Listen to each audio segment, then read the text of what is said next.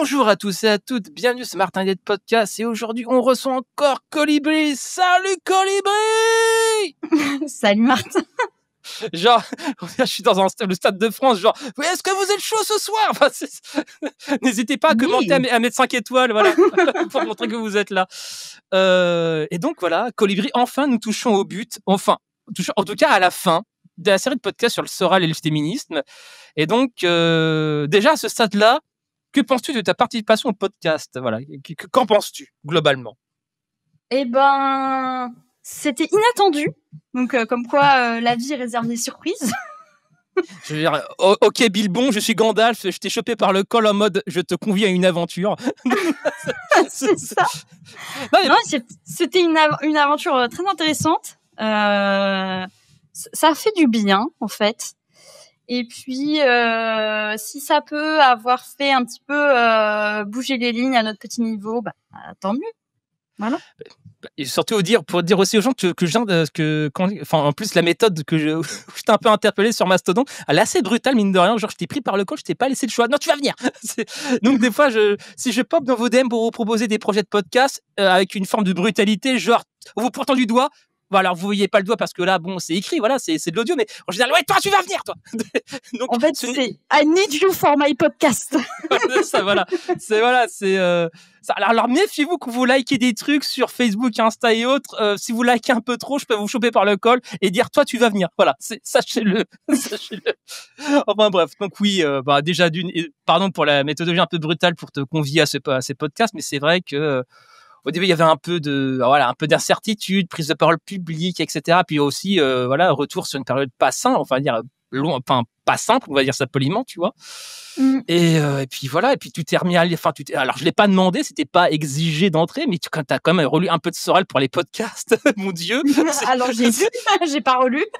Pardon, non, c'est moi qui ai relu, toi tu as lu, voilà, pardon. Donc voilà, donc on peut dire que tu es la féministe qui a survécu à cette série de podcasts en lisant du Sorel. C'est ça, en lisant du Sorel. Mais en fait, on en a bien rigolé la dernière fois quand même. Parce que le monsieur, il est quand même... il est un peu nul, hein. Ouais, il est affligeant, en fait. Vraiment. Ouais. Un jour, je parlerai de son livre Comprendre l'époque, mais je trouverai une autre victime pour faire cette série de podcasts. Je trouverai quelqu'un d'autre. Non, mais même moi, tu vois, je devrais lire Comprendre l'époque. Je t'avouerai que j'ai un peu la flemme. C'est pas que j'ai limite filé le PDF à ChatGPT, genre vas-y, fais-moi une fiche de lecture. C'est à un moment donné la flemme. Mais bon, j'ai comme lire le livre par honnêteté intellectuelle. Mais enfin bref, tout ça pour dire que effectivement, nous sommes dans le dernier podcast sur Soral et le féminisme, intitulé Intersectionnalité, hommes juifs et femmes goy, l'effet miroir. Yes. Et là, j'ai envie de dire, Colibri, la scène est à toi. Ok, ça marche. Donc là, vu qu'on a fait le tour un petit peu du témoignage et aussi la partie sur Soral, je voulais revenir sur cette relation assez intersectionnelle que j'ai eue avec Paul, parce que ça a changé moi ma vision de l'antisémitisme et du racisme. Et si je reprends un peu l'ambiance de la relation résumée en 2 phrases, c'est vous êtes antisémite et vous qu'est-ce que vous êtes cis? Donc bon, voilà. C'était assez intersectionnel, même si à l'époque je ne connaissais pas forcément ce terme. C'est venu plus tard.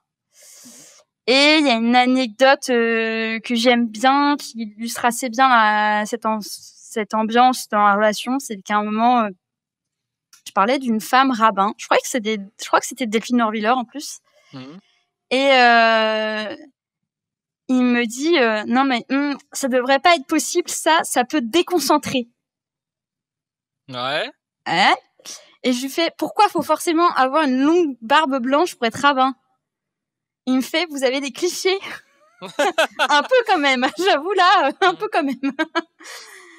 Et je me rappelle que j'avais raconté ça à un pote et il était là ah bon c'est un cliché. Ah ouais, quand même, ouais, on appelle ça faire une OSS 117, tu vois. Là, tu vois, c'était tellement dans le clichéception des uns et des autres que ouais. Donc ouais, beaucoup d'antisémitisme et de sexisme intériorisé. d'un côté et de l'autre. Et je vais essayer de vous expliquer tout ça pour essayer de vous montrer comment on peut aussi se déconstruire par rapport à ça. Donc, si je reprends mon script... Oui, reprends le script. J'ai... Déconstruire l'antisémitisme matérialisé, une leçon d'humilité. Un Ouais, premier c'est point, ça. mon ignorance goy, l'intériorisation des stéréotypes. C'est ça. Ensuite, il y aura une partie plus sur le sexisme et enfin une partie sur le couple mixte, comment moi je l'appréhende. Donc, déconstruire l'antisémitisme. Donc oui, donc il y aura une partie sur mon ignorance goy. Ensuite, donc l'intériorisation des stéréotypes. Ensuite, il y aura une partie sur Israël et le sionisme, l'injonction géopolitique et comment c'est une forme d'antisémitisme. Alors, pour le reste, je conseillerais la playlist avec Denis Charbit sur Israël et ses paradoxes, hein, et l'introduction au sionisme avec le même Denis Charbit. Donc voilà, le placement de produit est présent. Ensuite, une partie sur le philosémitisme et les fantasmes sexuels. Et ma fragilité goy, non, je ne suis pas antisémite.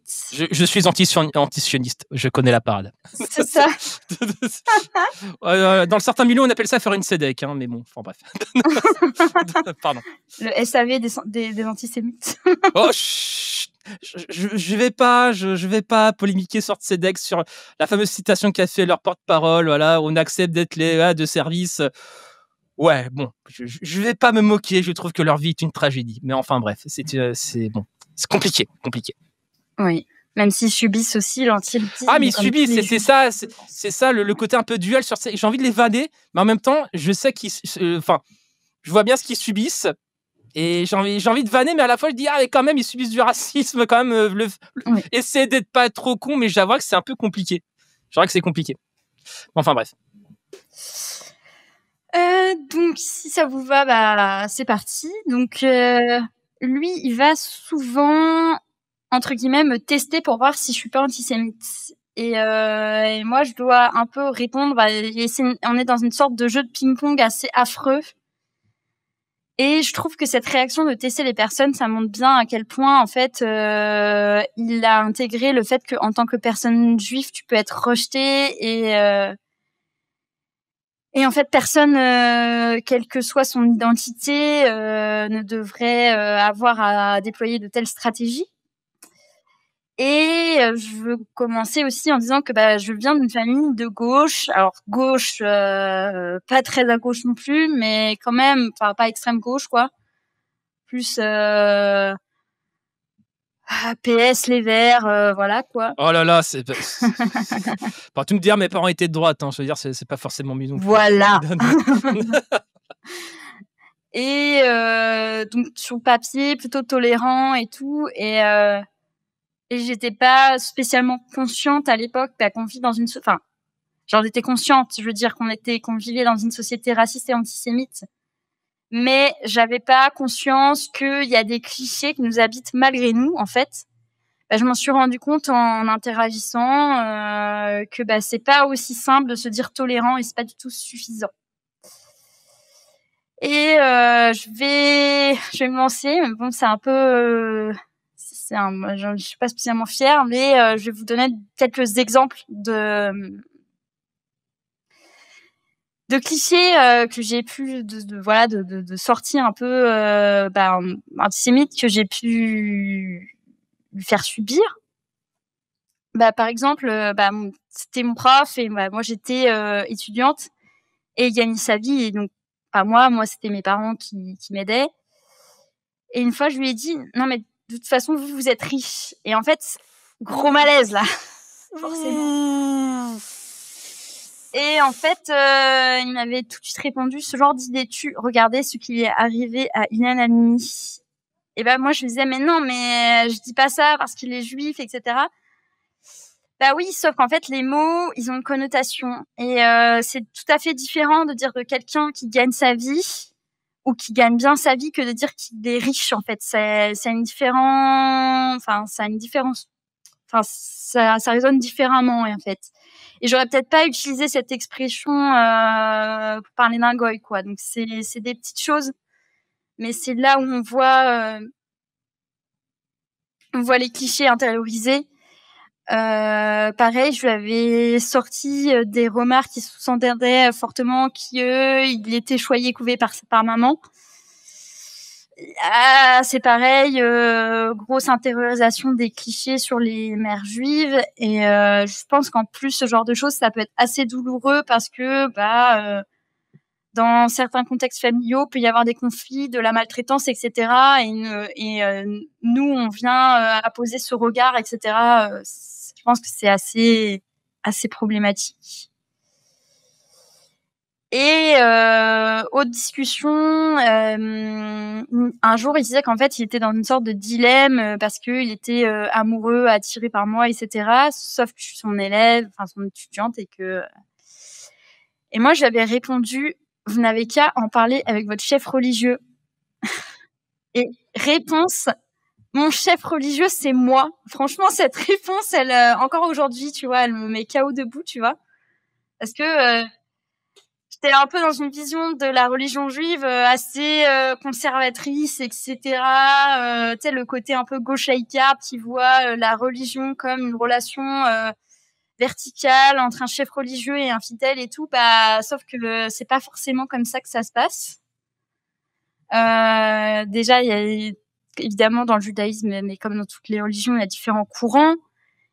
Et puis maintenant, voilà, on est dans une société un peu plus moderne. Il y a certains, justement, courants, certaines personnes aussi qui vont privilégier d'avoir une relation un petit peu plus horizontale et un peu plus libre avec leur chef religieux, où ça va être plutôt vu comme peut-être des propositions que la sainte parole, entre guillemets, quoi.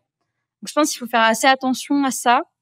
Surtout que, on a à gauche notre petit côté laïcard avec notre vision assez arrêtée sur ce qu'est la religion. La religion, c'est de droite. Ça peut l'être, mais pas forcément, quoi. Je veux dire, voilà, El Famoso opium du peuple, hein, oui, je connais la théorie, quoi. Donc, après, effectivement, il y a une certaine tendance. Les religieux, une fois au pouvoir, sont conservatrices, voire réactionnaires. Mais est-ce que c'est le pouvoir ou les religieux ? Je ne sais pas, je ne sais pas, je ne fais que poser la question. Effectivement, il y a tout un courant aussi, voilà. Enfin, une fois que le pouvoir spirituel est accordé, enfin, est collé à une structure de pouvoir et de domination, bizarrement, ce pouvoir spirituel se transforme en pouvoir de domination, étrangement. Étrangement. Effectivement, après, je pense que ça a été une des erreurs de l'URSS, c'est d'avoir banni toute forme de croyance en rasant les temples orthodoxes, etc. Je pense que c'est peut-être l'aspect le plus un peu bas du front de l'URSS. Mais bon, après, l'URSS était critiquable aussi sur plein d'autres trucs, mais sur l'aspect un peu anti-religion bébête, effectivement, je pense que c'est peut-être pas la trahison communiste la plus flamboyante, on va dire. Non, puis même, on parle souvent de justement des religions qui seraient d'un courant, mais parfois ça va être à l'inverse, les politiques qui vont instrumenter la religion. Bien sûr, ouais. L'exemple le plus flagrant qui me vient à la tête, c'est Bonaparte qui se met, qui s'auto-sacre, qui s'auto-sacre empereur, quoi. Même en Asie du Sud-Est, où certains gouvernements financent des partis politiques d'islam conservateurs pour niquer les groupuscules ou les associations d'islam libéral, tu vois. Donc, il peut y avoir ce genre de lutte interne aussi au sein des courants religieux, quoi. Et des fois aussi, on peut être juif et sans être religieux, c'est ça aussi, hein. C'est ça le plus fort. Tout à fait. Oui, c'est ça.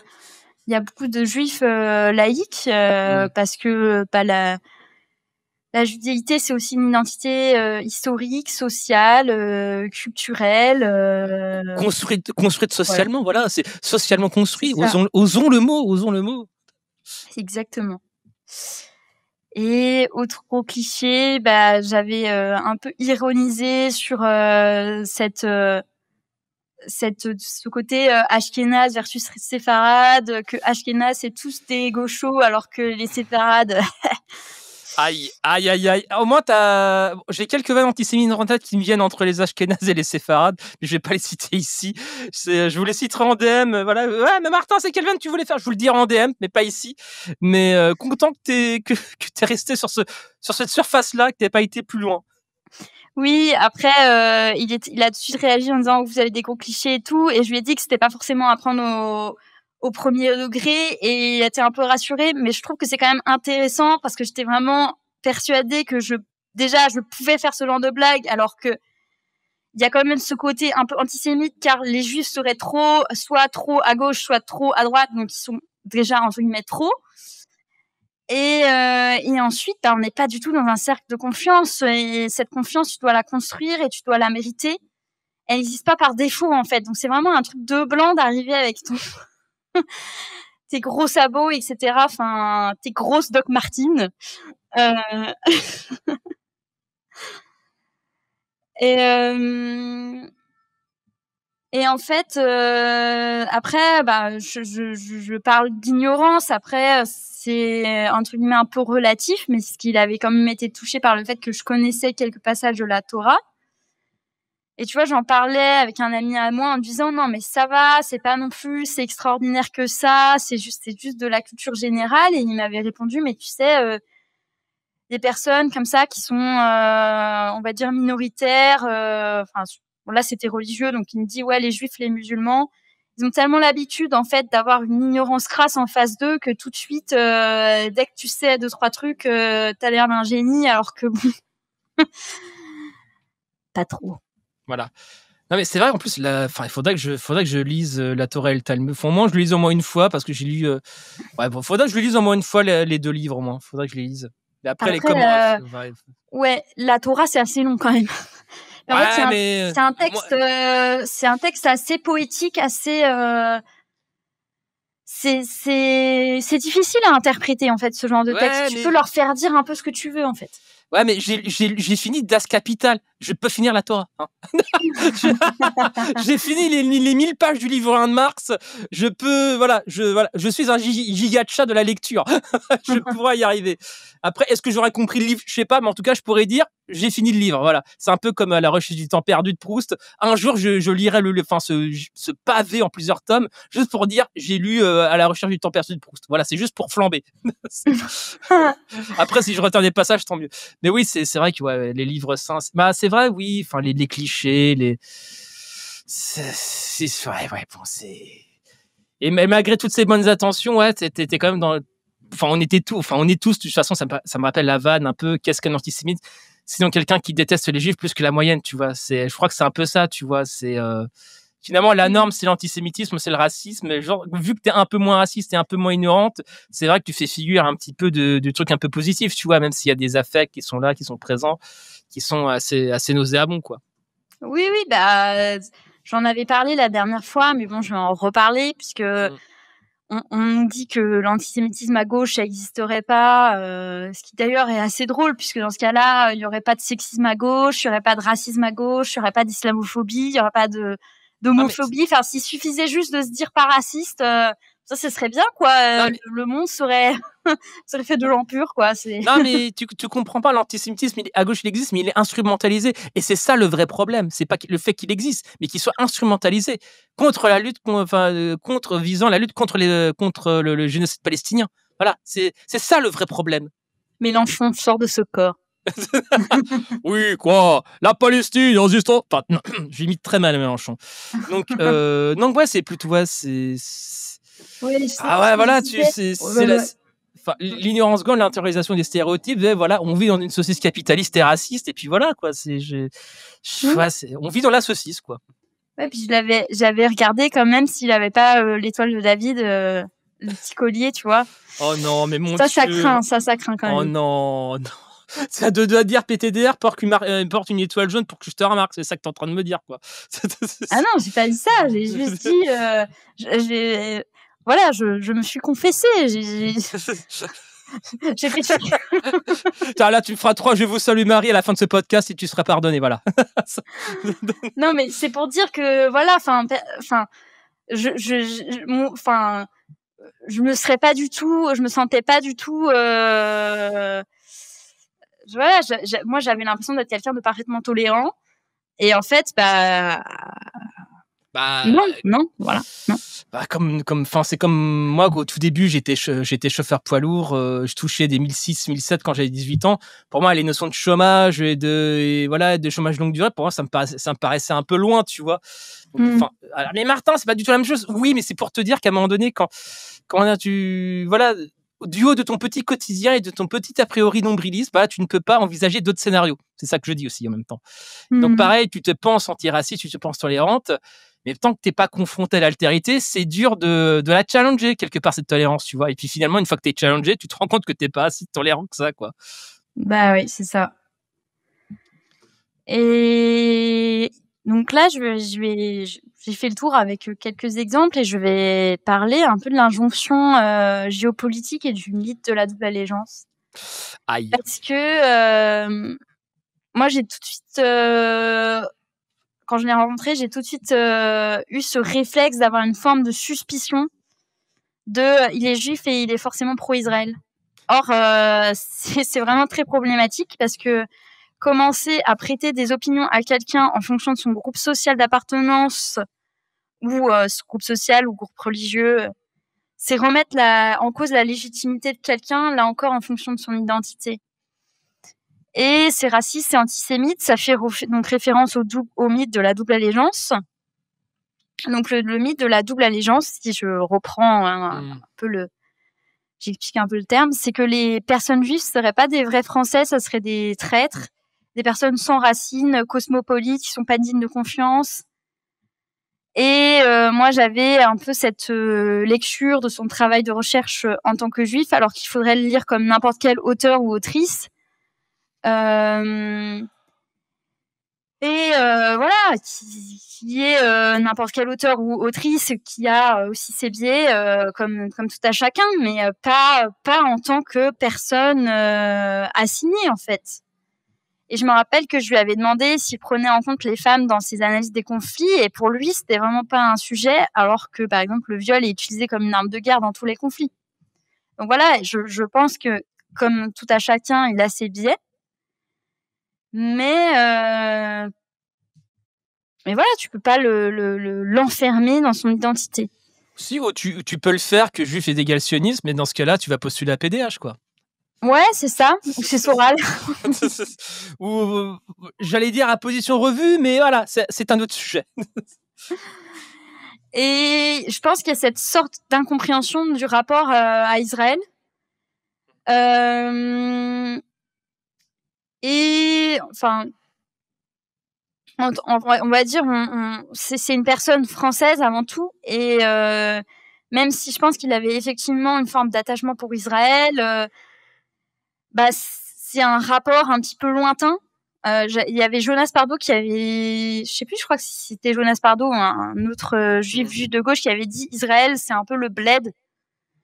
Et voilà, ça veut pas dire qu'il y a pas de marge de manœuvre pour avoir une approche critique. Et si on prend un peu de recul, c'est tout aussi débile que de dire que tous les Français aiment Macron, quoi. D'ailleurs, ici, on n'aime pas Macron. Et je pense que ce qui est intéressant aussi, c'est que je pense que j'avais une méconnaissance du sionisme, ou plutôt des sionismes, parce qu'il s'agit d'un nationalisme siège à un colonialisme qui regroupe en fait une très grande variété de positionnements. Ça va des familles de l'extrême droite à l'extrême gauche, quoi, quasiment. Donc confère le podcast avec Denis Charbit. Je sais pas si on dit Charby ou Charbit. J'ai toujours un doute, moi je prononce le T, mais je devrais peut-être pas.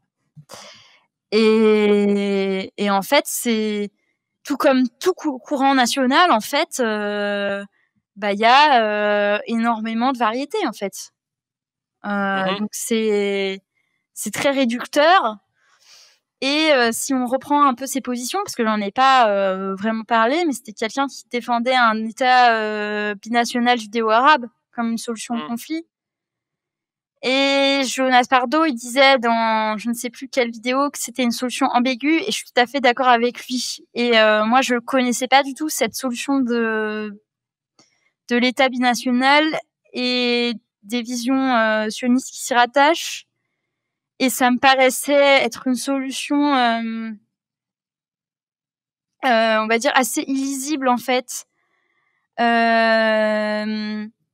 je pense que ça a participé un peu à mon incompréhension parce que je voyais pas clairement en fait où ça en voulait en venir, parce que j'avais l'impression que justement ça pouvait éventuellement se rattacher à une vision très pro-israélienne à la Netanyahou, avec des Palestiniens qui vivraient comme des citoyens de seconde zone ou qui seraient déportés ou exterminés, alors que c'est pas du tout ce que veut Netanyahou, l'État binational. C'est vraiment lui, il veut juste un État juif, quoi.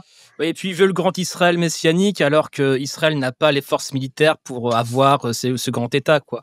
Donc, franchement, même le projet Netanyahou en soi, c'est un projet autodestructeur de l'État refuge juif, en fait. Donc, à un moment donné, ouais, Netanyahou, c'est vraiment une catastrophe, en fait. Il mène Israël vers l'autodestruction la plus totale, quoi.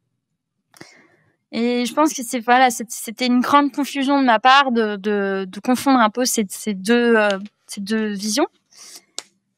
Et je me rappelle que je lui avais demandé, je lui avais dit, mais voilà, les sionistes, ils savaient très bien qu'il y avait des Palestiniens sur place, voilà, Palestiniens, Palestiniennes. Pourquoi elles ont pas essayé de les intégrer au projet sioniste au lieu de faire comme s'ils n'étaient pas là? Et il m'avait répondu, alors avec un peu plus de forme, tu vois, quand même, mais vous êtes un culte. Et c'est vrai. C'est vrai. En toute simplicité, tu es un culte. Voilà, faisons simple. Non, mais je sais plus comment il l'avait dit, c'était un peu plus gentil quand même. Mais en fait, c'est vrai que il y a quand même certaines formes de sionisme, comme celui de Hannah Arendt ou Martin Buber, qui reposent justement sur la collaboration judéo-arabe. Et c'est entre guillemets sioniste d'un côté, car il y a une volonté d'avoir un foyer juif en Palestine, mais d'un autre, c'est aussi antisioniste parce que il y a pas de volonté de faire d'Israël un État exclusivement juif. Et après, voilà, on peut aussi critiquer ces familles-là du sionisme et trouver que c'est idéaliste, hypocrite, etc., que des relations de domination peuvent s'exprimer de manière très subtile, que sais-je. Mais voilà, enfin moi je suis un peu mal à l'aise parfois parce que quand je parle un peu de mon expérience, etc., il y a toujours un petit peu ce soupçon de ah oui, un intellectuel juif qui parle du conflit en Israël-Palestine, est-ce que il était biaisé, etc. Enfin, tout de suite, ouais, ce soupçon de il serait un peu complaisant avec Netanyahou, etc. Ouais, alors que oui, d'un côté, le mec, d'un certain point de vue, est sioniste, mais de là à en faire un fasciste, voilà, je pense qu'il faut être très prudent sur ce genre d'amalgame, quoi. Bah, c'est vrai qu'après, le point un peu en trompe-l'œil par rapport à ça, c'est un petit peu, on peut considérer, on trouver ça un peu étrange, cette espèce de, quand même, d'attachement plus ou moins prononcé des Juifs à l'État d'Israël. C'est vrai que nous, on a du mal à concevoir ce truc-là. Mais une fois que tu as intégré l'idée qu'Israël est un pays refuge au cas où où les Juifs sont traqués dans ton pays, dans la diaspora, effectivement, savoir que tu as cette solution en plan B crée de fait une espèce d'attachement, même un peu lointain, tu vois, une espèce d'affection un peu diffuse, genre ouais, Israël, si ça chauffe pour moi ici, au cas où, bah ça peut être un plan B, un plan de repli, tu vois. Et de fait, c'est quelque chose que n'ont pas les autres habitants de certains pays. Par exemple, bah, si pour la France ça chauffe, je sais pas moi, enfin dans les dom-toms, tu dis où je rentre à la métropole. Si des Algériens disent que ça chauffe pour les musulmans en France, ils peuvent aller en Algérie. Pareil pour les Marocains, ils peuvent avoir je dis pas que c'est pas une petite épreuve, tu vois, de quitter le pays dans lequel t'es né pour aller dans ton pays d'origine. Je dis pas que c'est pas une épreuve, mais je dis juste que il y a cette possibilité qui s'offre à toi dans l'absolu. Là où pour les Juifs, il y a pas ça en fait. Enfin, avant Israël, il y avait pas ça, tu vois. T'étais obligé de subir. Si du jour au lendemain l'État se retourne contre toi, tu disais que c'était un problème au nom de l'ennemi de l'intérieur, bah t'es destiné à prendre tarif en fait. Et donc à un moment donné, avoir potentiellement cette solution dans cet État refuge et ce statut d'État refuge qui fait qu'il y a un attachement assez particulier, quand bien même la personne n'est pas vraiment juive, vraiment croyante, pratiquante, ni même politisée. C'est juste, ouais, au cas où ça chauffe, je peux me barrer là-bas. Et rien que déjà ça, c'est ce qui crée de fait un sentiment d'attachement, quand bien même la personne n'est pas spécialement politisée, n'est pas spécialement plus voilà, adepte de géopolitique ou machin. C'est juste l'idée qu'il y a un pays en cas de pépin où il peut se barrer. C'est juste ça qui crée l'attachement. Oui, après il y a aussi des juifs qui n'ont pas spécialement d'attachement. Voilà, enfin, je pense qu'il y a tous les cas de figure. Après, ce qui est intéressant, je pense qu'on se rend pas compte aussi à quel point, même pour un juif français, d'aller habiter en Israël, c'est quand même un gros bouleversement de vie, quoi. Ouais, on a tendance à faire comme si ça allait de soi, alors que c'est quand même un autre pays avec une autre culture, avec une autre langue. L'hébreu, faut apprendre l'hébreu. Enfin, en fait, il y a ce côté comme si c'était déjà c'était déjà acquis en fait, alors que c'est pas du tout le cas. En fait, quand tu te renseignes un peu sur il y a des personnes qui témoignent un peu de ça et qui disent que c'est quand même, ça reste une épreuve. Hein. Mais tout comme pour un Français qui serait, je sais pas, d'origine algérienne, retourner habiter en Algérie, ça serait pas non plus si facile parce que ça fait des fois ça fait des années que la personne n'y est pas allée, que pour les Algériens, elle n'est pas forcément algérienne, etc. C'est toujours ce côté, c'est acquis. Bah non, c'est pas acquis en fait. Enfin, c'est. Et surtout en Israël aussi, de par les bombardements, etc. À un moment donné, j'ai eu un message de Denis Charbit qui venait de sortir du bunker qui venait de sortir du bunker, il m'avait envoyé un mail. Donc voilà, même, celle aussi, il y a une forme un peu on pourrait se moquer des juifs sionistes à fond, dire que oui, mais en Israël, vous risquez les roquettes, alors qu'en France, vous risquez, il n'y a pas de risque de bombardement dans l'immédiat, tu vois. Et malgré tout, certains juifs français préfèrent aller vivre en Israël, malgré la menace des attaques, on va dire, aériennes. Il faut peut-être se poser la question, pourquoi ils préfèrent les lance-roquettes qu'à la France, tu vois. C'est à un moment donné, il faut peut-être se poser 5 secondes la question, tu vois. Oui, après, je crois que le départ en Israël est un peu moins populaire en ce moment. Ouais, totalement, ouais. Mais oui, c'est vrai que moi, j'avais un peu cette forme d'incompréhension de pourquoi aller dans un pays en guerre. Mais parce que aussi l'expérience minoritaire, en fait, c'est ça la réponse.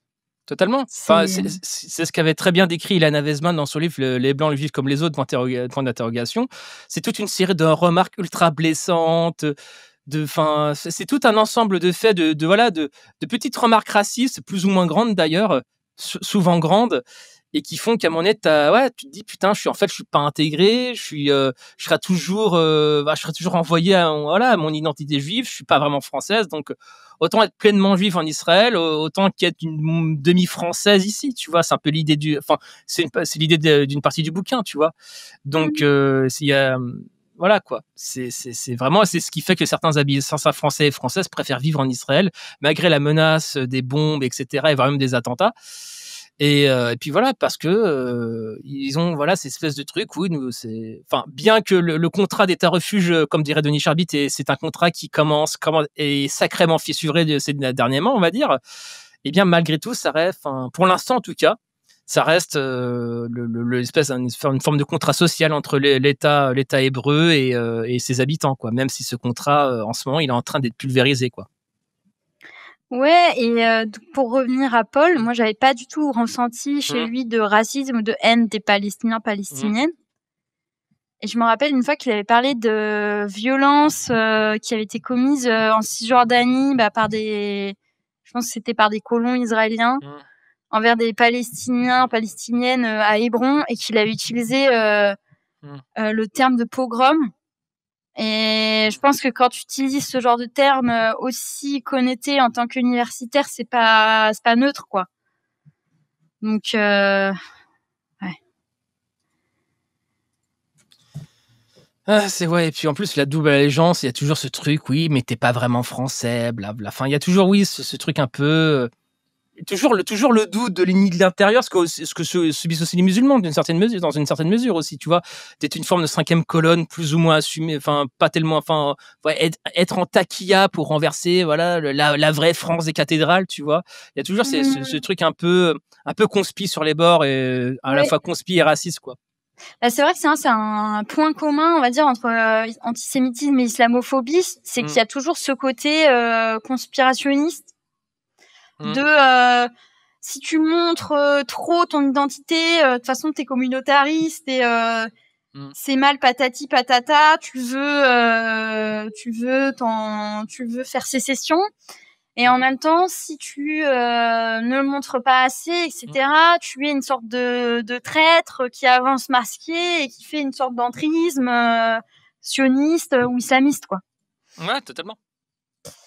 Et c'était intéressant chez Paul parce qu'en même temps, il y avait ce côté un peu Denis Charby parfois où il disait bah attention, il y a quand même des mouvements sociaux et des associations en Israël qui critiquent la colonisation et Netanyahou.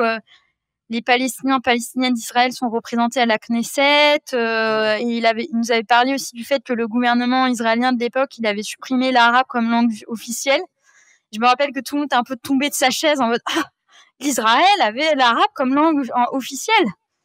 Ouais, puis même Israël, j'ai découvert ça en parlant avec Denis Charby, tu vois, Israël qui passe quand même pour l'espèce de Mordor politique, un pays d'apartheid où les Palestiniens ou les Israéliens seraient vus comme des entités du mal, vu que c'est des sionistes, vu qu'ils ils fantasment de tuer les Palestiniens dès le réveil au petit déjeuner, tu vois.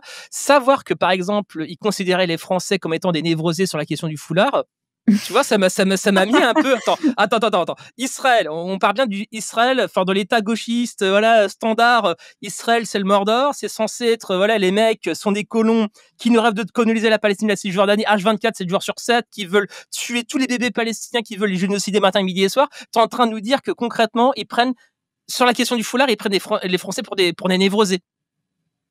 Ok, je te dis, ok, il y a peut-être un truc que j'ai pas capté sur la société israélienne. Ça a l'air d'être plus technique, tu vois. C'est parce que ça me semble très bizarre d'une population entre guillemets de colons à 100% qui nous regarde d'un air un peu gêné sur la question du voile. C'est qu'il y a un truc à creuser. Enfin, moi, c'était un des points sur le. Oui. On discute avec Denis Charby, je me suis dit, mais en fait, il y a. Ouais, peut-être que le sujet est peut-être un peu plus subtil que ça, que ce qu'en disent le militant lambda de PDH ou enfin n'importe quel voilà, militant un peu voilà, anticolonial, un peu bas du front, quoi. Je pense que c'est un peu plus subtil que ça. Est-ce que le sujet ne serait pas peut-être un peu plus complexe que ça, en fait? Si vraiment le discours gauchiste standard sur la question israélienne collait véritablement à la réalité, bah les Israéliens, ils nous regardaient avec le foulard, genre ouais, vas-y, allez-y, allez encore plus loin encore, faut tous les tuer, tu vois. Ça serait plutôt ça le discours, en fait, si on collait au disque, enfin si on collait à la vision gauchiste normale. Mais en fait, c'est pas le cas. Donc à un moment donné, c'est que peut-être que le discours gauchiste est peut-être un peu caricatural, tu vois. Oui, après il y a plein d'autres pays aussi qui nous trouvent très bizarres dans nos rapports avec le voile. Canada, États-Unis, tous les pays anglo-saxons, ils nous trouvent qu'on est bizarre, quoi. Parce que bah alors le Canada. Alors le Canada, ouais. Je comprends. Les États-Unis, ça peut-être aujourd'hui, peut-être un peu moins. Ils nous considèrent comme étant un peu mous. C'est vu qu'il y a Trump au pouvoir. Ah, au Trump, oui. Bah après, je pensais pas forcément spécifiquement à Trump, mais il y a aussi une partie on va dire des États-Unis un peu plus libérales, je pense, qui comprennent pas trop pourquoi. Tu vois, la liberté religieuse, elle est quand même importante là-bas. Bah, ouais. Mais bon, la liberté religieuse ou la liberté du groupe social dominant. Mais oui, c'est vrai que c'est le mythe de la double allégeance. De toute façon, c'est une vieille thématique antisémite qui remonte limite qui remonte clairement à l'Antiquité d'ailleurs, même à l'Égypte antique, le truc de la double allégeance. Je ferai une série de podcasts sur l'histoire de l'antisémitisme, ne vous inquiétez pas, c'est prévu. Je vais pas lâcher le sujet. C'est un sujet tellement vaste. Et donc oui, c'est de l'injonction géopolitique, le mythe de la double allégeance. Je pense qu'on a à peu près fait le tour sur ce point. Qu'est-ce que tu en penses? Ouais, il me restait un petit paragraphe, désolé Martin. Vas-y. Et puis voilà, enfin ce que je voulais noter, bah, même si je pense que le mec n'était pas un gros gauchiste non plus, parce qu'il te sortait des trucs du genre j'aime pas les extrêmes, donc clairement pas militant JGR, tu vois. Mais il avait souvent critiqué le CRIF en disant bah non, l'antisionisme c'est pas par nature antisémite. Il y a toujours eu des divisions politiques entre juifs, avec des juives antisionistes et des juives sionistes. Et avec des phrases, ça c'était un peu sa phrase favorite, il faut déconstruire vos représentations. Voilà. Et Voilà, enfin, je vais passer à la suite Vas-y, passe à la suite. sur le philosémitisme. Ah. Et c'est vrai que il y avait dans les clichés un peu antisémites que je pouvais avoir quelque chose qui se retournait dans un espèce de truc philosémite essentialisant. Par exemple, quand j'imaginais que j'allais soulever le t-shirt et que j'allais voir la petite médaille avec l'étoile de David.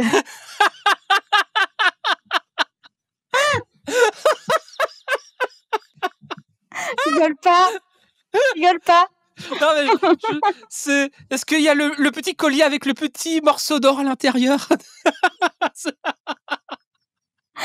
Mais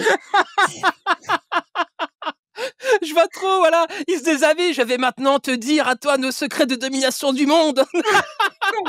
Alors ça n'est pas jusque là quand même, hein, mais oui, enfin il y avait un truc et sur la circoncision aussi il y avait un truc quoi. Je suis pas sûre d'avoir envie d'en dire plus. Ouais, voilà, c'est voilà.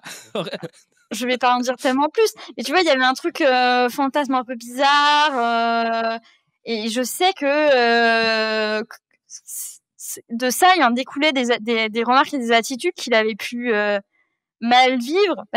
Tu sais, le coup, j'avais regardé son étoile de David, il l'avait très mal vécu sur le coup, mais il a compris après qu'il y avait un petit côté fantasme, fétichiste, essentialisant.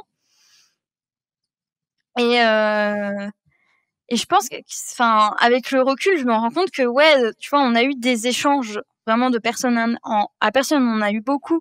Mais il y avait un peu cette difficulté à sortir de la partition goy versus juif, quoi. Ah, c'est vrai que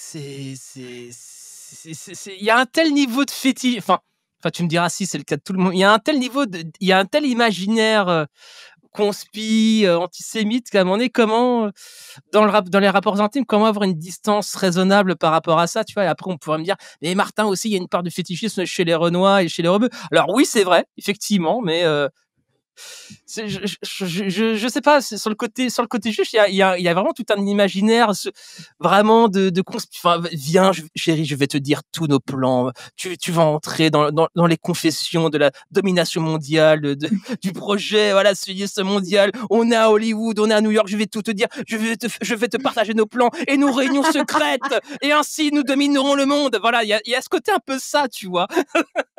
Ouais, alors je me suis jamais dit ça comme ça. Après, est-ce que ça a joué de manière un peu inconsciente peut-être? Enfin, mais et tu vois, il m'avait déjà dit une fois, je me rappelle, ça m'a marqué. Il m'a dit de toute façon, vous aimez bien quand je fais mon juif. Donc c'est bien qu'il a compris. Ah, ça fait mal ça par contre, ça fait mal. Tu vois, et il m'avait dit faut choisir soit le catho, soit le juif. Tu vois.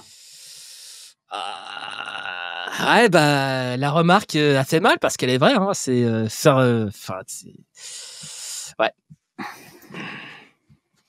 C'est vrai que même je pense Ilana Weizmann avait parlé de ça aussi dans son livre aussi quand elle a eu un rapport sexuel avec un goy et quand le mec avait lâché, enfin tu me dis, je crois que tu as lu le livre, je pense que tu me corrigeras Ouais. si je me trompe. Elle a dit ouais, enfin j'en ai baisé une. Alors il dit c'est vraiment comme on dit. Ah oui, ça c'est. C'est vraiment comme on dit. Enfin, il dit j'avais jamais couché avec une juive avant. Alors je sais pas, c'est pas mot pour mot, mais c'est vraiment comme on dit. Je crois que c'est vraiment mot pour mot. Et je trouve que ça fait tellement mal, quoi. Ah, ça fait. Même moi en tant que mec, je me sens souillé aussi en tant que mec quand j'ai lu ce passage-là. J'ai fait. Oh, j'ai fait. Mais moi, ça m'a heurté. J'ai fait. Tu vois, c'est pas forcément une phrase insultante, mais c'est tellement petit, c'est tellement salaud dans la formulation. Bah, c'est là que tu te rends compte que c'est vraiment insidieux. Et donc, les gens qui sont là, je ne suis pas raciste parce que mon mari, ma femme, ma copine, enfin, ce que tu veux, est mon copain est noir, juif, que sais-je. Non, en fait, non.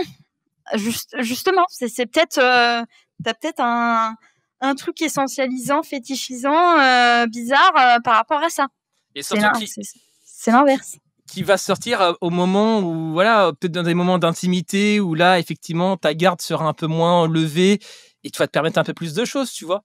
Là où, effectivement, comme ça, vanille en public, tu vas pas te permettre des trucs, mais dans un moment de détente, dans un moment d'intimité, tu vas peut-être te permettre des trucs ou te laisser aller à quelque chose qui relève d'un truc extrême. Enfin, c'est vraiment comme on dit, c'est vraiment une phrase. Putain, mais j'ai lu la phrase, j'ai fait ah ouais, mais comment le mec a pu lâcher ça comme ça?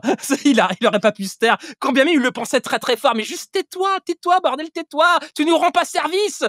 Putain, tu rends pas service à la coupe. Mais tais-toi, bordel. Tu me fais passer pour des cons. mais quand bien même l'idée de traverser à l'esprit, c'est cette espèce de truc où tu le dis sous forme d'une évidence ou d'un truc machin, mais ça fait que, enfin. J'ai vu quand j'ai vu ce passage-là, j'ai fait mais j'avoue que je me suis senti c'est comme si on m'avait fait la remarque à moi, tu vois, c'était un peu bizarre. Et tu vois, quand il m'avait dit faut choisir soit le catho, soit le juif, j'avais trouvé ça super enfermant, super essentialisant. Et en même temps, tu vois, en préparant notre podcast, c'est là que je me suis rendu compte que bah oui, mais c'est aussi moi qui l'ai enfermé là-dedans. Ah aussi, ouais. Donc clairement, ouais, j'ai ma part de responsabilité. Les gens n'existent pas que à travers ces identités, leurs identités. Et pourquoi les enfermer là-dedans? En fait, c'est à part que voilà qu'on est influencé inconsciemment par une société raciste. Antisémite et en fait tu sais tu vois il y a plein en fait il y a on se rend pas forcément compte sur quand on est petit, mais par exemple Walt Disney c'était un antisémite et il y avait des il y a des trucs il y a quelques trucs antisémites qui tournent quoi dans Disney, c'est où ça? Oui, alors je crois que c'était dans Les Trois Petits Cochons qu'il y avait un vendeur de un des personnages qui caricaturait un marchand juif. Ah, c'est pas impossible. Faudrait que je me regarde. Mais ouais, dans l'absolu, c'est peut-être pas impossible vu que c'est des vieux contes qui datent des frères Grimm. C'est pas impossible qu'il y ait quelques clichés antisémites qui soient passés à travers l'adaptation. Ouais, ah oui, mais c'est pas forcément les clichés. Enfin, les clichés viennent pas forcément de Grimm. Hein, c'est parfois Disney qui les a mis. Enfin, tu vois ce que je veux dire, qui a choisi de représenter tel personnage de telle manière. Aussi, ouais, c'est pas faux. Ouais, oui, les ricains peuvent être racistes et antisémites, c'est pas faux aussi. Ouais. Ouais, non, mais après c'est une petite anecdote, mais voilà, plein de gens on penserait pas, tu vois, même Hugo Boss, il avait fait les uniformes nazis. Coco Chanel, elle a travaillé, je crois, elle a collaboré plus ou moins avec Vichy, je crois. Voilà, enfin des gens on penserait pas, tu vois, tu te dis Walt Disney, tu te dis pas forcément antisémite, quoi. Et pourtant si. Bah, c'est vrai que j'ai plus fait rien que enfin, vu que Disney sont basés sur les contes des frères Grimm et je me doute qu'à l'époque, des frères Grimm en Allemagne et en Prusse, enfin, l'Allemagne, ça n'a pas de sens parce qu'on parle plutôt de la Prusse, tu vois, mais disons que dans le monde du Moyen-Âge, je pense qu'il y avait quand même pas mal de clichés antisémites à cette période, donc c'est vrai que j'ai plus fait un raccourci dans ce sens-là, mais c'est vrai que même, oui, Walt Disney en tant que tel aurait pu avoir des travers racistes antisémites, c'est vrai, c'est pas fou, quoi.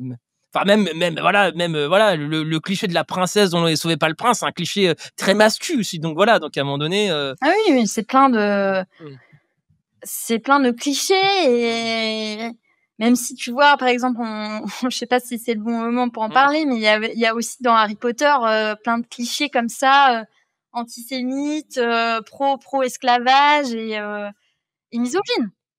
Donc et pourtant c'est pas des trucs auxquels on pense, qu'on associe forcément spontanément, tu vois, à des trucs racistes, mais c'est des choses qui vont travailler aussi un peu nos imaginaires, quoi. Bah, c'est-à-dire que même dans la banque de Gringotts, dans Harry Potter 1, il y a une étoile de David au sol.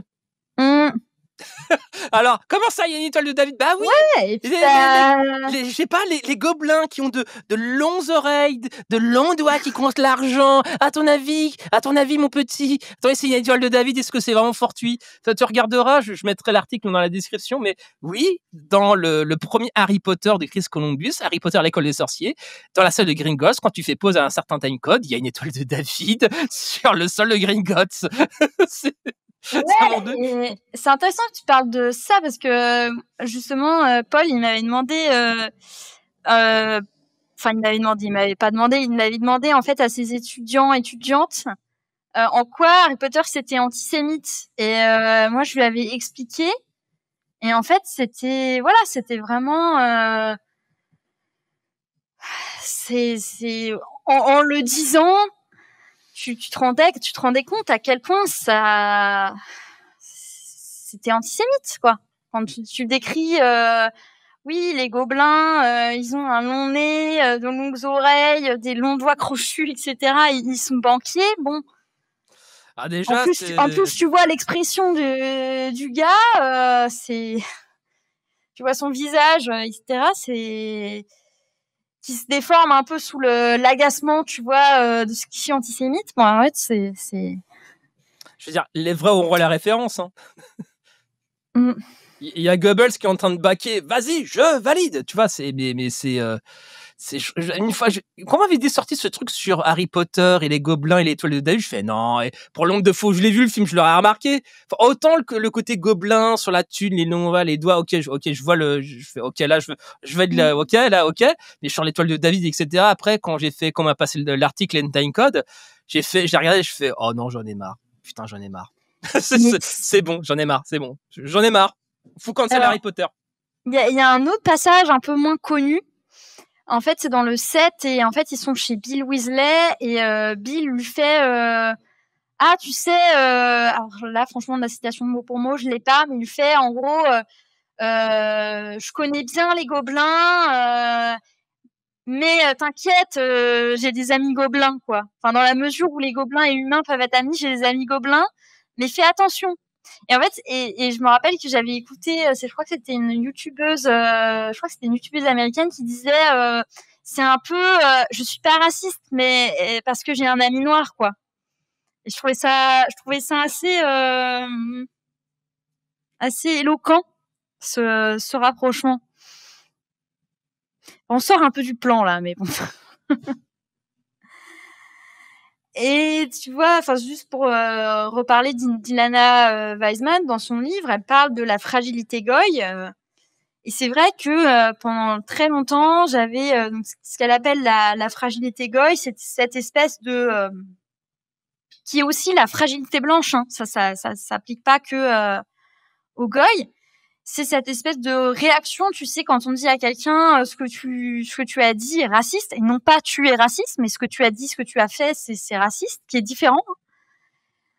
Et elle va tout de suite se mettre sur la défensive. Et ben, c'est vrai que là, pendant... Moi, c'est une réaction c'est un passage qui m'a parlé dans son bouquin, parce que je la connais assez bien, et cette réaction-là, je veux dire. Et j'étais dans cette espèce d'attitude de je suis pas antisémite et en même temps j'avais tout le temps peur de blesser et tu sais, je me rappelle en même temps de m'être déjà dit oh là là, mais qu'est-ce qu'il est sensible. Et tu vois, ça c'est vraiment une pensée raciste en fait. C'est-à-dire ça. Que finalement ça serait la faute des minorités si elles sont, ça serait eux qui seraient paranoïaques, quoi. Et c'est vrai que ça m'a vraiment vexée qu'ils puissent penser que je suis antisémite. Et alors que, comme je disais tout à l'heure, la confiance, ça se construit. Lui, c'est pas qu'il a en face de lui, et en fait, ça se mérite, c'est pas un dû, quoi. Et il m'avait dit une fois, non, mais vous êtes tolérante, mais vous avez des clichés. Et c'est vrai que là, tu te prends un peu une claque quand même, tu tombes de haut, tu tombes de haut, mais il faut accepter de prendre une leçon d'humilité. Et tout le monde n'est pas capable de s'en prendre une, entre guillemets, mais c'est aussi le début de la solution finalement. Donc, de se prendre une claque le plus tôt possible. Et puis, je voudrais quand même dire un mot à tous ceux qui pensent que l'antisémitisme à gauche, c'est une invention. Si je me suis rendu compte que ça me concernait, tout comme Martin s'est rendu compte que ça le concernait, pourquoi ça vous concernerait pas vous, en fait? Pourquoi vous auriez intériorisé de l'homophobie, du sexisme, mais sur l'antisémitisme, magiquement, vous seriez pur? Je dis ça, c'est pour votre bien, voilà. Alors oui, il y a une instrumentalisation, c'est vrai. avec notamment notre gouvernement qui brouille les pistes entre ce qui est l'antisionisme, enfin qui veut nous faire croire que antisioniste égale antisémite. Mais il y a aussi réellement des personnes qui souffrent de cette discrimination et des théories telles que le rayon paralysant. Voilà, le rayon paralysant. Et donc, comme je disais, enfin moi, ce que j'ai constaté, c'est que cette théorie du rayon paralysant, elle peut conduire en fait à oublier des réelles victimes. Moi, j'ai envie de dire, écoutez les personnes qui sont concernées, et s'il vous plaît, pas juste CEDEC et le JFP. Et voilà. Et après, alors, je rajouterais surtout pas Position Revue après qu'il ait débattu avec le négationniste Étienne Chouard sur la chaîne d'un conspi pro-russe et anti-vax. Voilà, là maintenant, je me lâche un peu plus sur Position Revue. Voilà. Oui, Étienne Chouard, ce pseudo-anarchiste. Enfin bon, bref. Ah non, non, me lance pas, pitié, me lance pas, pitié. Pitié. Non, t'inquiète, il est anarchiste et moi je suis la reine d'Angleterre. Ouais. Tu te rends compte de qui tu reçois quand même sur ta chaîne? Ouais, et que Dieu sauve la reine, ça doit être mon côté Doctor Who, ça. J'adore Doctor Who aussi. Allons-y. Enfin bref, on parlera de Doctor Who une prochaine fois, mais disons que oui, c'est l'antisémitisme à gauche existe bien. Mais c'est pas gagné. Bon, on continue à dérouler. Je vais pas passer à la partie sexisme. Je vais vous faire des petits exemples de trucs bien sexistes. Oh non, ouais, vas-y. Et trigger warning. Vas-y, shoot. Et ouais, donc par exemple, à un moment, quand j'étais rentrée chez mes parents, tu vois, et j'étais allée voir un pote à moi. Et en fait, en sortant de chez mon pote, j'avais un mec qui m'avait suivi dans la rue, mais pendant assez longtemps, tu vois. Et tu te dis, mais c'est pas possible, quand est-ce que ce mec me lâche, quoi? Il m'avait juste suivi jusqu'au métro et tout. Et là, bon, il avait fini par me lâcher les baskets et tout. Et donc, moi, je raconte ça à Paul. Et il a osé dire quand même, ah, c'est parce que vous êtes jolie. Et là, je lui fais, ah ouais, donc c'est normal que je me fasse harceler du coup. Et là, gros bafouillement. Ah non, mais je me rends compte que je viens de me faire passer pour un gros macho. Ah non, mais c'est pas du tout ce que je voulais dire. Putain. Oh là là. Ouais. Et pareil, sur l'affaire Jacqueline Sauvage, il avait dit « Ah oui, donc on peut tuer son mari et ne pas aller en prison, etc. Tuer c'est mal quand même. » Alors toutes les filles du TD lui étaient tombées dessus en mode « Mais vous êtes un gros macho, mais ça va pas du tout. » Bon, si vous vous rappelez pas qui est Jacqueline Sauvage, je vous invite à regarder, à écouter le premier épisode, je vais pas tout répéter. Et en même temps, il avait ce regard hyper sexualisant et où il me matait mes jambes. Et il va me sortir quand même une fois, vous voulez un homme qui fasse tout pour vos fesses.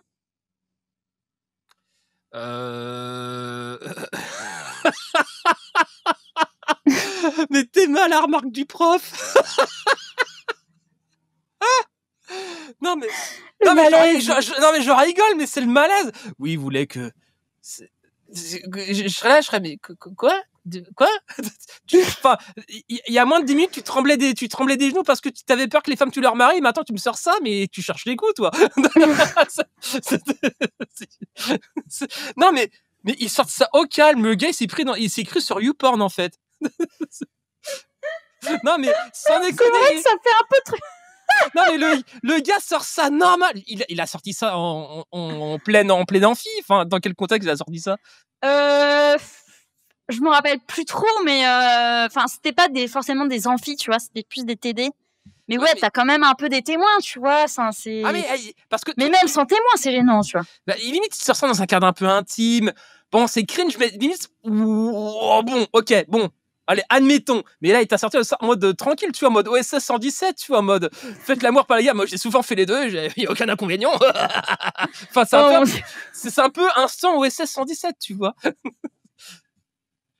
Heureusement qu'il t'a pas sorti, mais vous feriez une magnifique mère, Dolores.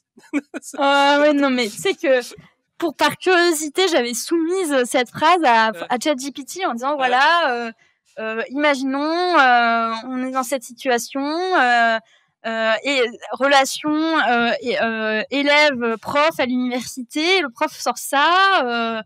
En quoi est-ce que c'est problématique, etc. Et ChatGPT avait dit que c'était un harcèlement avec risque de sanctions disciplinaires voire pénales. Ah ouais, mais vu que c'est ChatGPT qui l'a dit, moi je dis que c'est vrai, voilà. Voilà. C'est argument. Ouais, puis il avait, enfin, c'était intéressant l'analyse. Je me rappelle plus de tout, mais il avait dit des trucs. Ça voulait dire que les femmes étaient forcément un peu des manipulatrices et utilisaient les hommes. Quoi? Enfin, ouais, c'est hyper sexiste, quoi. ChatGPT disait que les femmes étaient manipulatrices, etc. C'est ça le truc? Il disait que la phrase vous voulez un homme qui fasse tout pour vos fesses veut dire ça. Il dit pas que c'est le cas. C'est ce que je veux dire, c'est pas pareil. Oh là là là là là là là là, mais le gars te sort ça au calme. Et à la fin de la conversation, il avait plus ou moins admis que oui, j'aime bien ton cul quand même, tu vois. Mais ça, je veux dire, gros, mais tais-toi.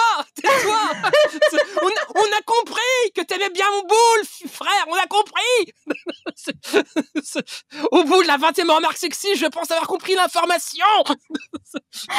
Mais c'est comme quand il avait dit devant tout le monde, mais de toute façon, vous êtes libérés, ça se voit. Ah là,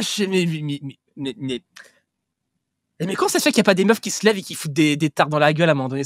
Mais comment ça, par quel miracle qu'il se passe pas des trucs comme ça? Eh bah, justement, je sais pas. Non mais comment tu vous êtes libéré, ça se voit, mais quel bâtard! Non mais moi ça me fait marrer parce que je vois trop une nana un peu énervée. Enfin, se lever, il lui fout une salade de phalange en mode ta gueule en fait. Et là je serais là en mode yeah, tu vois. Mais ouais, mais je sais pas, le gars il est, enfin, de toute façon tu l'avais raconté qu'il sortait des dingueries, tu vois, mais qu'il le fasse de manière aussi enfin, lui il a cru que la fac, que l'université c'était son film de boule perso, tu vois. Je sais pas, il a cru que la fac s'appelait Jackie et Michel, tu vois. Mais pour te dire à quel point il me regardait, genre tu sais, je rentrais de vacances, donc j'avais mangé chez mes parents, donc tu vois, j'avais bien mangé, quoi. Et le mec me sort, ah, vous avez grossi, tu sais, genre j'avais pris 2 kilos depuis 1 kilo, enfin c'est hyper culpabilisant. Et je pense qu'à l'inverse, si j'avais perdu 10 kilos, il aurait fait comprendre que c'est bon, il y a plus rien d'intéressant, j'ai plus vraiment faim, tu vois. Non mais c'est non mais à un moment donné, faut les taper. Encore, je peux comprendre. Je peux comprendre ce truc-là, de par mon comportement, quand tu sors des vannes, quand t'as un esprit un peu chambreur, mathématiquement, il y a forcément des vannes qui sonnaient beaucoup mieux dans ta tête et qui, une fois sorties, sont assez cringe. Dans l'absolu, je peux comprendre qu'il y a certaines vannes qui sont un peu cringe, une fois que tu les dis à voix haute. Mais à un moment donné, bon, là, on est clairement pas dans ça, quand même. Là, on est dans un truc genre, oui, vous avez un peu grossi, Dolores, attention. Je regarde. Mais tu te dis, mais gros, nique ta mère, en fait. T'as rien à me dire, quoi. Juste, je serais tenté de prendre un couscous et le bouffer devant lui. Et là, tu me kiffes toujours. T'en penses quoi de mes fesses, gros con? Tu vois, mais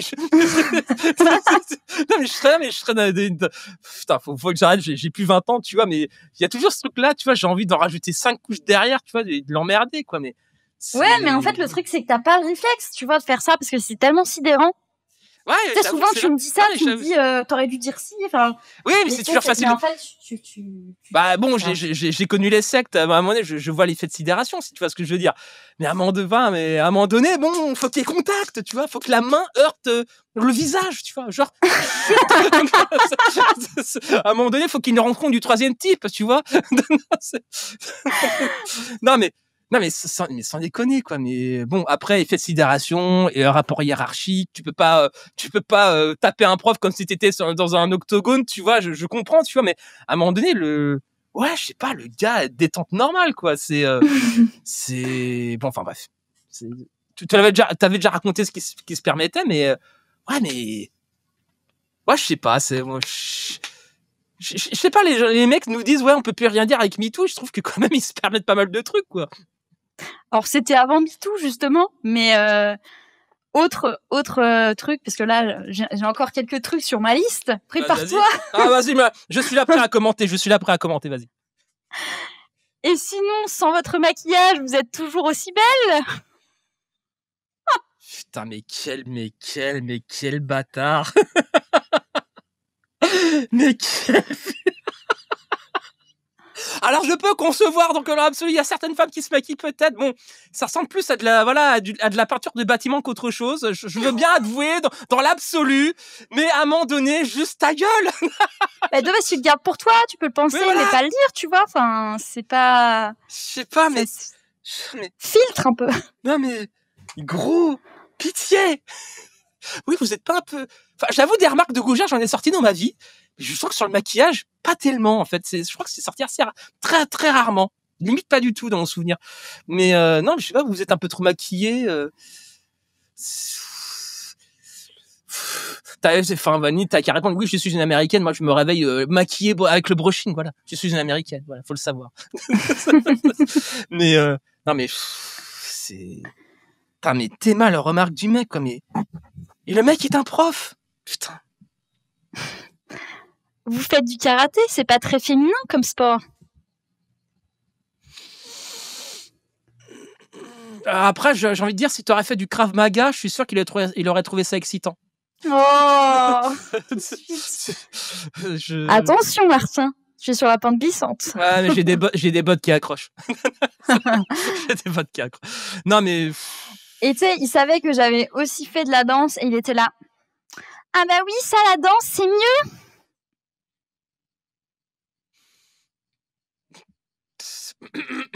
Je sais pas. On dirait Alain Soral qui est là. Les femmes, l'art, c'est vraiment pas leur truc, sauf la danse, parce qu'il y a une sensualité. Non, mais j'ai envie de dire, gros, tu n'as pas marre qui fait des clichés? Voilà, la femme qui fait de la danse. Bah oui, la danseuse, elle met le pied où elle veut, Little John. C'est souvent dans la gueule, tu vois. Ça, mais... Surtout si tu as dansé karaté, alors là... Non mais le gars, mais la danse c'est pas très féminin, mais enfin mais la danse c'est féminin. Enfin, un vrai sport pour vous les femmes.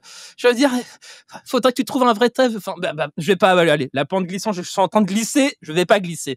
Donc voilà, je vais pas glisser parce que sur les clichés, voilà, j'ai envie de dire s'il faut genrer, les activités sportives. Est-ce qu'on peut ethniciser quelque part les activités sportives? Voilà. Enfin bref, je ne dis ça, je dis rien. Mais comment dire? Et qu'est-ce qu'il a dit d'autre encore? Vas-y, balance. Alors, il avait dit aussi, ah oui, une femme qui prend soin d'elle. Je trouve ça très bien. Non, mais le côté vraiment faire valoir où tu voyais qu'il était jaloux de mon copain, mais en mode jalousie maladive. Le mec, il l'a jamais vu. Il sait pas qui il est et tout. Il était en mode. Non mais une fois, moi, je lui dis oui, quand je lui avais dit que je m'étais fait suivre dans la rue, je lui avais dit que j'étais chez un ami et je sors chez mon ami et je me fais suivre dans la rue et il était là. C'est qui cet ami? Oui, mais je t'ai dit que je me faisais suivre par un mec un peu chelou. Oui, mais quel est votre ami? De toute façon, je ne sais. Il ne vous mérite pas. Voilà. Tu sais, mais tout de suite, espèce de chacal, là. Mais je crois que tu vas kiffer la série You, en fait. Toi, tu vas vraiment la kiffer. Parce que le gars me fait vraiment penser au héros de la série, tu vois. Joe Goldberg, il te fait vraiment penser à lui, tu vois. Et autre truc, genre, alors qu'il m'a évidemment pas demandé mon avis. Ouais. De toute façon, vous êtes consentante. Quoi? Dans quel contexte pour me faire draguer, etc. par lui, tu vois. De toute façon, vous êtes consentante. De toute façon, vous êtes consentante. D'accord. Alors là, mon gars, tu n'as pas tout compris au concept, je crois. Déjà... Moi, j'entends plus comment vous pourriez résister à mon charme. Moi, je l'entends plus comme ça, en fait. Oui, mais c'est une manière détournée de dire...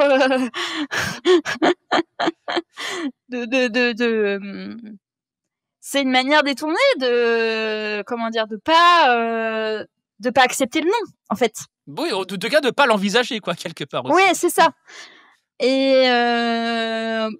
Enfin, après, tu vois, en vrai, il y a certaines certains, pas tout, mais certains moves, tu vois, genre on aurait été one to one, ça aurait été différent, mais là, genre le mec il se prononce publiquement sur ma sexualité, sur mon physique et tout, c'était violent, quoi. Ah, mais carrément, c'est savais la Mais même seul à seul, il y a des trucs violents. Enfin, avec le recul, même seul à seul. Ouais, ça me paraît. Ça va. Il en peut plus de lui, le gars, quand même. Et puis il y avait ce petit côté. Non mais c'est votre faute si je perds le contrôle. Vous êtes une sorcière, vous m'avez ensorcelée de toute façon.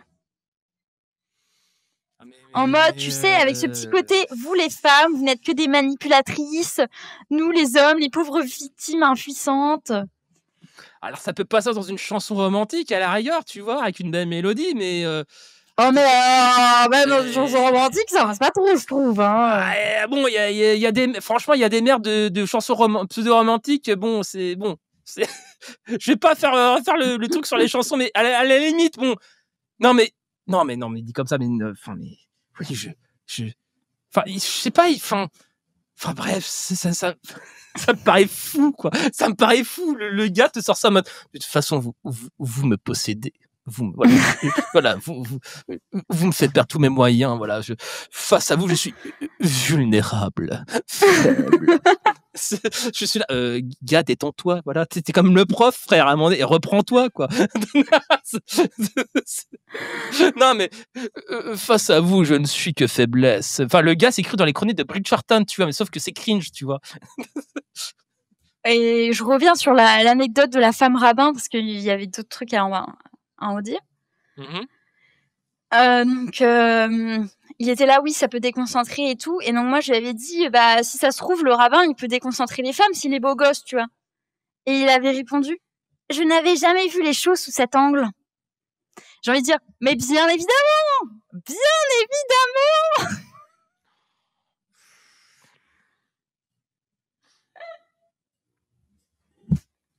Non, mais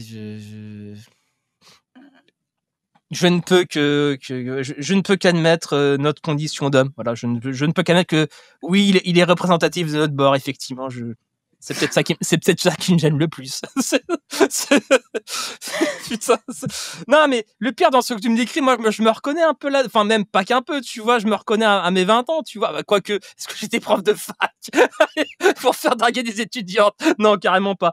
Mais disons quoi, ce côté un petit peu genre, oui, face à vous, je suis faible, mais c'est très bizarre dit comme ça. C'est, je sais pas, c'est... Non, le gars il cringe, c'est un masculin un peu bizarre.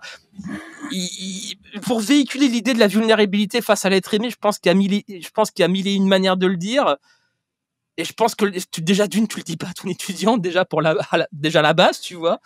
Et de deux, ouais, je sais pas, c'est les remarques sur les fesses, sur oui, mais vous êtes chez qui? Je fais ouais, ok, ouais, c'est non mais tout va bien. Tout va bien, il y a aucun red flag. Non mais quel enfer. Putain. Puisqu'il avait dit sur la rabbine, j'en avais discuté avec des potes, d'une pote qui sont juives. Et alors là, c'était trop drôle parce que grosse levée de bouclier, c'était vraiment magnifique. Elles étaient complètement scandalisées par le fait qu'ils disent qu'une femme puisse pas être rabbin. Ils parlent par son sexisme en fait. C'était vraiment magnifique. Ah, c'est vrai que des femmes rabbines, il y en a quelques-unes, quoi. Donc, bah oui. Enfin, au moins Delphine Orviller, peut-être pour la plus connue, même sur Insta, il y en a quelques-unes, des femmes rabbines plutôt libérales en général, d'ailleurs. Là où les hommes sont plutôt conservateurs dans la pratique. Bon, pas tous, bien évidemment, mais c'est une tendance globale, on va dire, une tendance globale, ouais.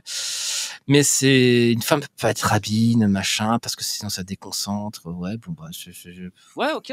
Non, mais pourquoi pas? Plus de 2000 ans d'histoire de judaïsme, aucune femme rabbine, parce que tu comprends le sgag. Voilà, frère, c'est... Non, mais... non, puis tout le monde est hétérosexuel, il n'y a pas de... Non, mais... dans son monde, tout le monde est straight, tu vois. Ouais, bien évidemment. Fou, quoi, tu vois. Non, mais...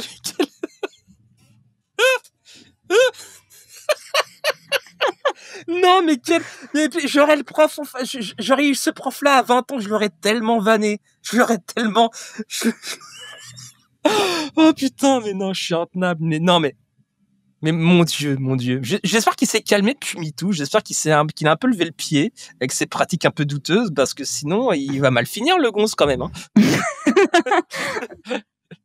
Il va mal finir. Il va finir en mode Depardieu. Ah, le gars, il va être doxé sur Twitter. Il va pas comprendre ce qui lui arrive. Oh la vache. Non, mais c'est le truc des oui, mais vos fesses, machin, je sais putain. Mais... Et donc, je vais passer à une nouvelle partie. Ouais, vas-y. Ça s'appelle Shiksa Goddess. Ouais. Et en fait, je m'étais aussi demandé comment il percevait le fait que je suis une goy. Ouais. Parce qu'en fait, une fois, il m'avait dit non, mais de toute façon, vous êtes ma petite goy. Ouf. Et je me rappelle que j'avais été un peu, entre guillemets, un peu vexée parce qu'il avait utilisé... Attends. Ouais, donc j'avais été un peu vexée parce que j'avais l'impression, en fait, que derrière, il mettait un truc un peu sexuel. Enfin, un peu pour lui, ça veut dire pute, en fait. Tu vois, et même si je sais que goy, c'est pas, dans l'absolu, c'est pas du tout une insulte. Mmh. Mais il m'avait dit, je lui avais dit, mais qu'est-ce que vous mettez derrière, en fait? Parce que, et il m'avait dit, non, mais c'est pas du tout insultant. Je lui ai dit, oui, mais qu'est-ce que vous mettez derrière? Et il m'avait dit, en gros, vous voulez savoir quelle représentation je mets derrière? Et il a jamais répondu. Il a laissé complètement le truc ouvert, en fait. Mmh. Et j'ai jamais eu vraiment réponse à cette question. Et donc là, on va ouvrir un petit peu les hypothèses, tu vois. Mais il y a quelques mois de ça, j'ai découvert le mot shiksa et je l'avais jamais entendu dans un contexte français. Ça s'utilise plutôt dans un contexte américain. En fait, c'est du yiddish à la base. Mmh. Et c'est intéressant parce que justement, ça désigne en yiddish une femme non juive. Et plus spécifiquement une jeune fille fiancée ou mariée à un homme juif. Et selon le dictionnaire Oxford, le terme pourrait également s'appliquer à une femme juive peu observante de certaines pratiques religieuses. Et le terme viendrait du terme hébraïque, alors là, pardon hein, si j'écorche, sheketz, qui signifie abomination, détestable, haïssable ou souillure selon les traductions. D'accord, que des termes positifs en somme, ouais.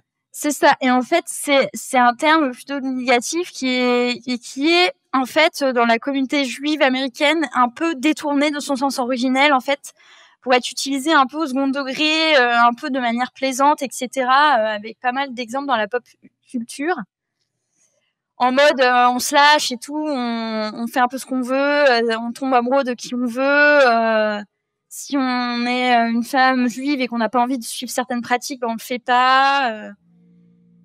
Et évidemment, voilà, je peux pas être entre guillemets sûre qu'il y avait ce fantasme-là, mais j'ai un peu ce ressenti-là quand même. Et en fait, voilà, il y a vraiment une utilisation du terme shiksa utilisé au terme goddess dans la littérature yiddish et dans certaines chansons et dans la culture populaire américaine, qui évoque une femme séductrice, tentatrice, presque dangereuse, qui représenterait un plaisir interdit, qui évoque le sujet de la frustration sexuelle. Mmh. Et oui, voilà, donc comme tu disais, ça reste un peu une projection parce que j'ai pas de preuves qu'il y avait ça, mais oui, enfin. Et il m'avait dit aussi, il m'avait fait comprendre, oui, de toute façon, toi, t'es une goy, donc par rapport à ma famille, tu vas morfler. Donc après, je ne tire pas de généralité sur l'ensemble des personnes juives par rapport à ça, mais ouais, c'est bienvenue dans la famille, quoi. D'accord. Et tu vois, il y avait un peu ce côté où il m'avait fait comprendre que si je pouvais au moins avoir des origines juives, ça l'arrangerait un peu quand même. Mais que dans l'absolu, voilà, il avait rien contre l'idée d'être avec une goy, mais... Et ouais, c'est vrai que le terme shiksa, il résonne quand même un peu en moi, et... Parce que derrière ça, ça renvoie aussi dans les sociétés traditionnelles, et il n'y avait pas forcément de couple mixte, etc. Mmh. Et ça renvoie aussi un peu à cette notion de culpabilité, parce que tu peux pas aller l'un vers l'autre. Et ouais, c'est assez. Ça peut paraître bizarre parce que c'est un terme péjoratif à la base, mais quand je l'ai appris son existence, j'étais un peu soulagée d'un côté, tu vois. Genre, je me disais, tiens, ça fait un peu un mot à lequel se raccrocher, même si c'est un peu péjoratif, quoi. Et j'étais tombée sur des chansons qui s'appellent Shiksa Goddess. Ouais, donc il y a une chanson de Shiksa Goddess de Jeremy Jordan, en fait, qui vient d'une comédie musicale. Donc là, il y a un passage assez cringe d'ailleurs, où il dit ah, tu es la pharaone et moi je suis ton esclave hébreu. Alors, ça peut être un RP en consenti, bien évidemment, mais ouais. C'est assez chelou. Bah, surtout par rapport aux gens qui ont vraiment vécu l'esclavage, etc. C'est un peu... Ouais, c'est dit comme ça. Ouais, ok. Pourquoi pas.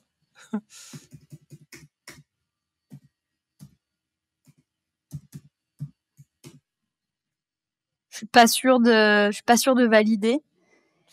Et... Ouais, je suis un peu sceptique, mais ouais, ok, c'est un... Ouais, mais je dis pas que c'est bien, hein. Je dis juste que moi, je trouvais même ça un peu cringe et tout, puis il était là, vraiment, genre, mes ancêtres se retournent dans leur tombe et tout. Enfin, faudrait que t'ailles écouter la chanson et... Ah bah, j'ai hâte, hein, bientôt le best-of. Non, mais... Et il y a une autre chanson. Donc, en fait, là, celle de Jeremy Jordan, c'est plus genre la petite comédie romantique à l'américaine, c'était un peu jazzy et tout. Et t'en as une autre qui est plus une chanson de rap qui s'appelle Shiksa Goddess aussi et qui est par un groupe de juifs new-yorkais qui s'appelle Chutzpah. Et en fait, là, c'est plus en mode... ouais, tu la touches pas, elle, c'est ma Shiksa Goddess, tu vois, genre chasse gardée et tout. Il y a peut-être une notion aussi de fille facile dans ce truc-là, j'ai l'impression, tu vois, c'est genre quand tu dis c'est ma Shiksa Goddess, c'est voilà, c'est ma pute, quoi, laisse-la tranquille, c'est ma propriété, quoi. Ouais, c'est ça, bah c'est pour ça que moi je te dis voilà, je peux pas dire qu'il avait ce fantasme-là, tu vois, à 100%. Voilà. Ouais, donc le couple mixte. Donc évidemment, on n'a jamais été vraiment entre guillemets ensemble, mais il n'empêche que moi, je me suis posé quand même des milliards de questions, mais des questions assez profondes sur comment on devrait gérer notre différence et dans les contextes familiaux et amicaux, etc. Et je me suis demandé aussi un peu comment il allait être accepté dans mon contexte et de comment je vais être acceptée dans son contexte aussi.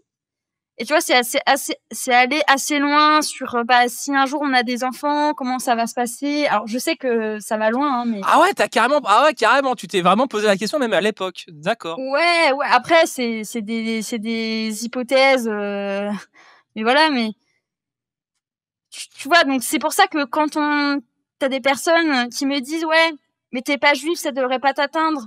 J'ai envie de dire répondre ouais, je suis pas juive, mais je me suis posé des questions sur que vous poserez jamais, quoi, sur comment élever un enfant qui aura peut-être un nom juif, tu vois. Enfin, c'est pour ça, moi, ça me fait quand même mal quand on me dit ça.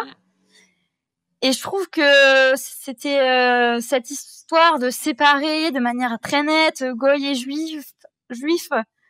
Bah finalement, le concept de Shiksa, ce que j'aimais bien, c'est que ça montre qu'on peut avoir un peu un pied dedans, un pied dehors. Et même, tu vois, quand t'as fait ton podcast avec Emmanuel Riva et même Lola Miserov, dans une certaine mesure, montrait que l'identité, elle est pas figée et qu'à un moment, tu peux ne pas du tout te sentir juif et à un autre moment, parce que le contexte, il est différent, te sentir juif, quoi. Et je pense que c'est quand même, enfin, voilà. Et je me rappelle aussi que à un moment, je lui avais dit que je ressentais une différence culturelle assez forte, et il m'avait dit ah bah c'est bien, au moins vous êtes lucide. Quoi Et c'est bien, au moins vous êtes lucide.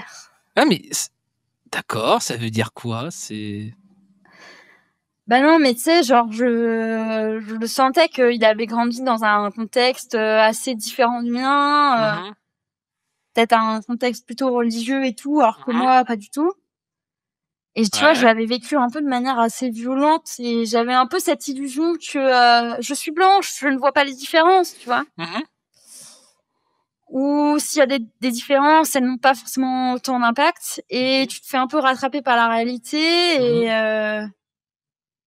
tu te rends compte que